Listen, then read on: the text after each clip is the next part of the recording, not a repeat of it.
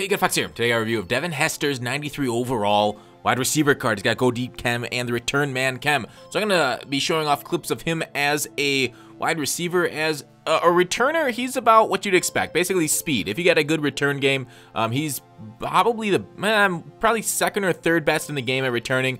But this is kind of a review focused on his wide receiver ability because my returns, they're like once every, what would you say, 20 games I probably get a return. So I'm not that great at them personally. But anyways, moving on to stats: 95 speed, 96 acceleration, 96 agility. Basically the reason you get this card and why this card is going for 385k at the moment. Jump 95, which is really nice. 5'11" though. Although jumping in this game for wide receivers, it doesn't really make a difference. This is kind of glitchy. I don't know how I got that. Maybe he went for the pick. But that was a nice play by Hester, and I guess that's really his biggest downside is the catching, which you'd expect. You'll see him drop a few balls here that I think a few other wide receivers might have hung on to. Like that last one, I think that maybe if it was like Kelvin Johnson, he gets that.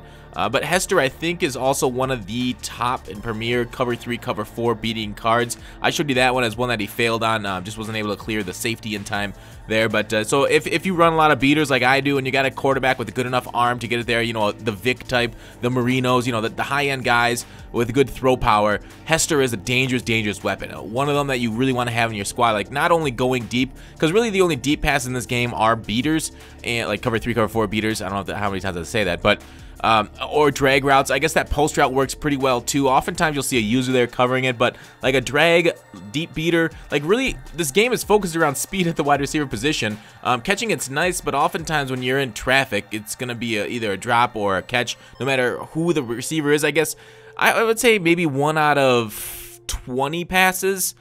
That might be a little low. Let's just say that 1 out of 20 passes will catch in traffic matter, because you got to throw them open. Like right there, that's one of them. That would have probably been caught by a higher end receiver. That's something you're like, okay, I know Hester, that's not his strength to kind of catch in traffic like that. He heard footsteps or something, got a little scared. But anyways, there's another drop he should have had. Now, a 62 run blocking is not bad, actually. Like, this isn't a guy you need to have to sub out. Got lucky there. That should have been picked. Anyways, 88 carrying. He's not going to fumble for you too badly. Spins, I know they're nerfed and everything, but man, he's still quick on the stick, though, with that agility going back and forth. Like, this is one of those guys that I say, he doesn't look that fast right there. Weirdly enough, on the screens, it doesn't look super fast. But one of those guys I'd say, kind of like the Barry Sanders when I did a review of him. He's very, I guess, what's it, like responsive, maybe? But I want to find a fancier word than responsive. To the stick and the way you can move back and forth with him. So a great, probably one of the top 3 rack catching receivers too. Like once he gets it, making moves and stuff. Elusiveness 96, ball carrier vision 90. That doesn't really matter. Ball carrier vision. Spin move 94, juke move 96. I know they just took some nerfs, but you're gonna see some quick spins and jukes. And this is all footage pre-patch. Haven't played. These reviews aren't. This review isn't post-patch since it was Tuesday.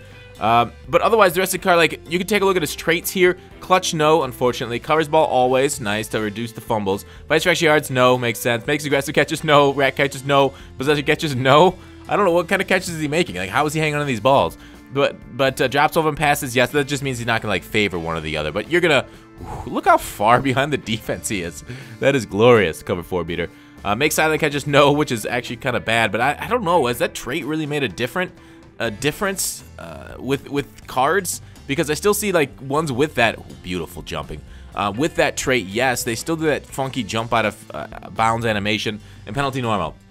So Hester, I absolutely adored this card. Probably was one of my best receivers I've used this year, with the amount of things I could do with him, the amount, how good I felt. Like throwing these screens to him just felt glorious. Getting the ball into his hands, both short and deep, I really enjoyed it. His fast card. Like, no, if we start getting cards like 97 and plus speed, then maybe he loses a lot of that luster. But 95 being top of the heap right now, absolutely gorgeous. Get the card if you can afford it for like your number 3 or just your cover 4 beaters. Out of 10, 9.5. Thanks for watching Call to Action. I'll see you tomorrow.